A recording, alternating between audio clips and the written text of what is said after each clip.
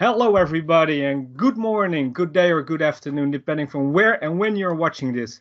And welcome to our second interview of ONERECAP, where we host interviews and give you a recap of Citrix Converge 2020. My name is Eltjo van Gulik, and I'm joined today by my good friend from Citrix in the Netherlands, Niek Boevink. Niek, how are things? Yeah, I'm doing fine. Awesome. And without further ado, I would also like to welcome our first guest, one of my fellow CTPs and fellow Citrix Converge speaker, James Rankin. How are you doing, James? Hello, thank you very much, guys. Thank you for having me on here. I am absolutely fine. As you probably may or may not know, as Eltjo said, I'm a current CTP. I do a lot of blogging and article writing, and I work within the financial services industry. So I'm not allowed to say who I work for, but I do work. That is one thing certain that I do. So, James, I just watched your session, and you mentioned in your session that you really hate flying. How was it presenting your first Citrix event like this for the first time?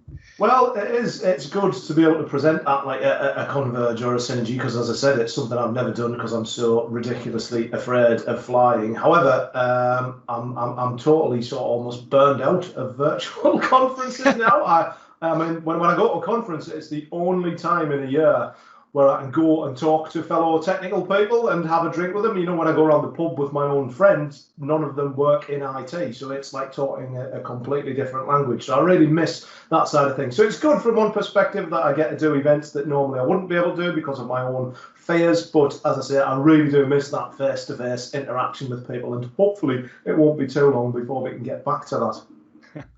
Yeah, I totally agree with that. And how is working from home during the pandemic working out for you? It's actually, I've been working from home for 2 years before the pandemic started. And actually, if you've watched my session, you may notice that I was actually considering going on a bit of a personal crusade to get more people working from home because, you know, I don't have to commute. I don't sit in traffic. You know, when the kids come in, I can do things with them. I can make the tea if I need to. I can mow the grass, things like that. But then COVID-19 came along and basically just everyone started working from home anyway. So it saved me my little personal crusade. And, you know, I get the worst thing about the COVID-19 was, as we were just talking about before, is having the kids at home and having to contend with them for the bandwidth in the house. And it's interesting that a lot of the problems that I find people who I work with are coming from their own kind of internal setups and things like that. You know, the support teams have now got to troubleshoot what's happening on the user's local network and how things are configured. And that has been one of the challenges we faced, trying to adapt our support teams to do that kind of thing. Yeah, I totally agree with that. So you didn't have to make a lot of adjustments in your daily routine? No, not for me, fortunately. As I said, it was only when they shut the schools that it caused any sort of a problem. But yeah, I did manage to get some new equipment paid for as well by my company, which was nice. So there you go. So the company you were consulting for really got a head start because you were already working on Citrix Cloud environment in combination with AWS. How do you think that whole process? They hadn't had that head start with the start of the whole pandemic? I think they'd have had to adopt something very quickly. They literally had no choice. You know, the remote working solution that they had literally couldn't take the amount of users that they wanted to throw at it. And before I kind of like sort of stuck my hand up at the back and said, we already have a working solution that might suit for you. People were looking at, I think one of the Indian sort of parts of this company started looking at Windows Virtual Desktop very quickly. There was some VMware Horizon stuff floating about. But as I said, fortunately for us, we did already have a Citrix Cloud environment we could extend. But yeah, and financial services companies don't do things quickly as a rule. You know, they're very risk averse. Yep. And watching them, it might have been quite fascinating to watch them try and deploy something in a week, because that would have gone so far against the grain. And that's an interesting point as well, because we'd always wanted to extend this solution because we had a lot of faith in it, and we never ever would have got to do it without the pandemic. I know that's an absolute certainty, or it would have taken a very long time. But now we're actually discussing, you know, moving it to Azure and extending it even further as a permanent replacement for DR. So all the deaths aside, it can be said that at least COVID-19 has had a slightly positive impact in some areas. Okay, so that's nice. So you said you didn't like flying, but I think that's the reason because you aren't in control. And interesting thing is that I saw your session and then you mentioned that you started adopting DevOps way of working in your team and moving everything to public cloud and to Citrix cloud. And I can imagine that for the admins, it feels a little bit like your approach of flying, that they are out of control. So what was the effect of the team working the DevOps way? How did the people in the team react to that? Well, it's interesting that the actual kind of like what you might call the old kind of team weren't the people who were tasked with doing this. So we had guys who used like SCC. They would build their servers in VMware and things like that and then push them out and do that. But the actual team that we had brought on board they were an outsourced team and they're based out of India. And I have to admit, all of my kind of like sort of preconceptions aside, they've done an absolutely brilliant job of it. And now that has allowed us to go back and challenge some of the things that the old kind of teams are doing and say, look, you know, we need to be in this constant flux. We need to be constantly testing, constantly pushing new images out. You know, we need to be doing things as code instead of doing them with very long manual processes that have lots of external dependencies. And I think, you know, as I said, with financial services companies, it's difficult, but that message is getting through. And the cloud architecture teams have said this sort of thing for a long, long time. And, you know, sometimes people think they're just saying it because that's, you know, the things that they're like working with. But when you actually get down to it and you can see the benefits, I think one of the big things was we had a security incident. It wasn't a penetration. We basically, a lot of data got copied onto the local workers by accident, and technically anybody could have accessed that data. So, you know, the security teams were like, oh my God, what do we do about this? And we just said, we'll just rebuild the entire infrastructure. And they said, well, how long will that take? And we said, we'll have it done by tomorrow morning. And it was done. And nobody was any the wiser about it. And that's the sort of thing that you can sell to them. I mean, a recovery like that probably would have taken 2 weeks in a normal kind of environment. And as I said, we just said, well, we'll just rebuild it. They're just white goods, you know, we just throw them away and get some new ones. And that was, I think that really allowed it to sink into them that this is the way that we should be doing things going forward. And it's really weird not to be using things like MCS and PBS, because as a Citrix admin, it feels so alien, like almost that it's wrong. But when you see how effective it is, it's really good. And I mean, I really don't have a lot of hands on that process. I mean, the guys, they just say, yeah, tell us how many instances you want and when you want them by, and that's it, it's done. So if you're looking at that, you know, scaling up and down rapidly must have been a real big challenge, especially with the pandemic. And do you think, because you have a lot of new technologies that you can use, like Packer, Terraform, Puppet, and Chocolatey, were those technologies that were already in place with the company, or did you adopt them during the whole process? No, that was, as I said, the company traditionally is still very mired in SCCM. You know, they think SCCM is the answer to everything, and I've got to have a conversation with them and Microsoft very soon where when they're talking about moving to Azure, they're saying, can we use SCCM? And I think that the answer is, you can use SCCM, but the answer is, why would you want to? So yeah, all these new tools in the cloud environment.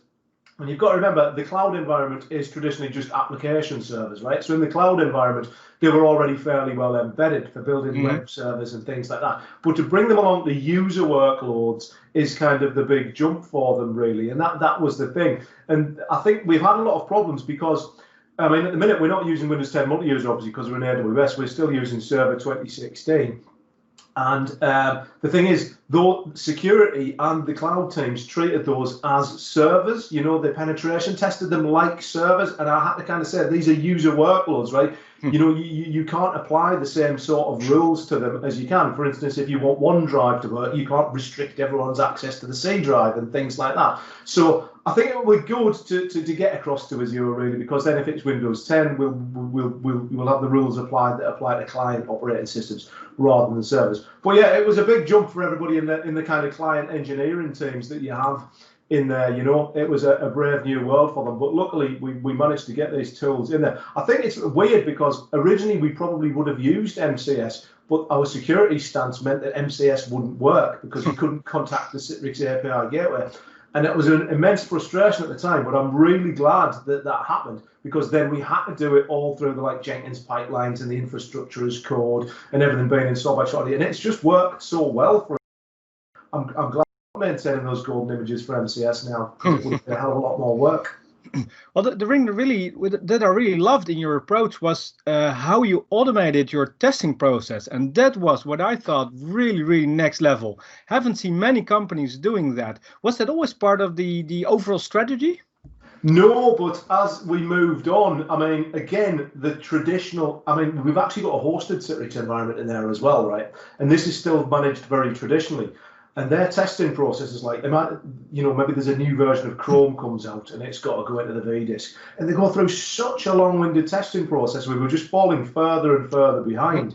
And I was actually speaking to Shane Kleiner, who was another of the CTPs, and he introduced me to the technology called Automai, which is a bit like kind of login VSI kind of stuff. It's a bit more RPA focused, but it basically, instead of running like test scripts like your ordinary testers would do, it actually gets synthetic users to log on and run through things. For instance, we had 150 different websites that users go to, internal websites. So if we did like a Chrome update or an Edge Chromium update or something like that, we wanted to know if all of those websites would work. Now, with this approach, even if something silly happened, like Chrome maybe inserted like a banner that moved the screen down slightly, the synthetic testers would actually flag this up because it just goes through and it clicks where you tell it to click. Yep. And it moves things around, it types things in, and you can tell straight away if there was going to be a problem with that. And it's something that we've got in at the minute. It's kind of a proof of concept phase really, but we're having such good results with it, with doing that automation. It lets us get things moved out faster, and you can spot problems so much more quickly. So again, automation of testing is another area that I'm keen to see develop quite a bit. Looks great, James. And if you look back into the project, what was your biggest challenge? Tough question, lots of different challenges. I think it's really been to try and sell it to the business as a viable solution, because it was in cloud. And again, financial services companies think that they've got everything ring fenced, and they think they need to protect their assets and things like that. And having user workloads in a public cloud was very scary for them. They were terrified by it. And I mean, we did have a couple of instances of security incidents. I think one of them was actually caused by myself when I was trying to do some testing, and I was copying down some iCar test files, and it got flagged up, and all of a sudden there's a huge security incident. We had to sell it to them as a secure platform. And what we actually did was we tried to get ahead of this a bit around the penetration testing. And myself and Dave Brett actually worked on a project that was a response to some security incidents. And a lot of the things we learned there about locking down things like PowerShell and locking down command prompts, but even going further than that, deleting cached copies of admin profiles, getting rid of cached credentials, all that sort of thing. And we're actually scoring, I think we're scoring about 92% on the kind of compliance testing now, which is, I think it's the highest in the company. So it's so much more secure. And that was the real challenge, getting people to think that they could put, thousands of users potentially on unmanaged devices accessing company assets through a public cloud. But I think we're getting there in the end. The problem is we've got to now be really vigilant, because if anything does go badly wrong, a financial services company, they tend to retreat into themselves if, they feel exposed to risk in any way. So it's up to us to keep trying and maintaining that high level of security in there. Oh, that will keep you on your toes for sure. So if you look back at the project, are there things that you think Citrix could have done better or could improve within its products or strategies? I think in cloud, one thing I will say positively for Citrix, I think they are selling a lot of the security stuff into there. And as you probably know from CTP program, they're doing a lot of good stuff in there that's going to really help enhance that. Oops, my alarm is going off on my phone. There you go. So I'm ready to go and get off my backside. Sorry. And so Citrix are doing well from that perspective. Yeah, the security is an aspect that a lot of customers want, especially medical, especially financial services, things like that. However, I think they have been slow to market a bit with some of the features. I know that app protection is one that our CISO team have been like, yes, can we have that for the unmanaged devices? And not only has it been slow to come as part of Citrix Cloud, it's been on premises for months now. It's finally moved into tech preview, I think. But also, it doesn't work if you're using the web version of the receiver, which I find really frustrating. You've got to use the full fat version. Now, a lot of the customers that we have in that environment come from offshore companies who already are Azure AD joined, and their full fat receiver client is connecting to their own internal Citrix stuff. And we can't then use that to easily connect to ours as well. So I think, they should take a bit more into account. that we have a lot of instances like that where we need a bit more flexibility, and we need to see things like app protection sitting within the web client as well. If they could get that done, that would make a big difference to us. But I think that they're getting up to speed now. When we first put Citrix Cloud out there, it was pretty poor. I have to admit, we adopted it in late 2018, and the console was terrible. And sometimes you'd see flashes of like a Server 2012 desktop behind it as you logged out, and the policies would disappear. So, I mean, that's just part of being an early adopter. But they have ironed a lot of that out now. It is a lot more usable. There's a lot less worried. I just wish they'd give me a way to automatically relinquish licenses, because we are always that close to our license users. But I know why they don't want you to do it with code, because, they don't want you constantly revoking licenses and costing them money. So I understand that one. But, go on, give us some code, please.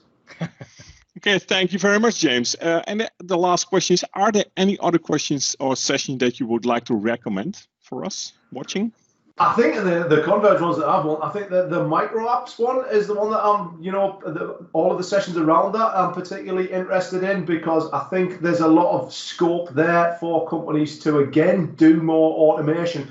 But the thing that I found that was especially with the pandemic is that, allowing you to automate, ways for users to help themselves. So I think micro apps and things like that will be a very big part of that. We found ages ago, people were not keen at all to let users help themselves, because they were worried that they would just go and use those every time they had a slight problem. But now, because everybody's working from home and it's such a cultural shift, we are very keen to give them ways to help themselves. So I think micro apps can definitely help out around that, especially with your internal processes. I also watched a couple of good security presentations as well. I can't remember who was doing it, but again, security in the pandemic, we've got to be very much more aware of that. So yeah, those are the ones that I personally would be interested in. I'm more of a common or garden Citrix admin rather than your developer type. So those are the ones that took my fancy. Okay. So thank you, James, for giving us those insights around your session and the one to watch. So listeners and people who will watch our video, thank you for watching, and I'm looking out for the next video. Thank you. Thanks very much. Thanks, James.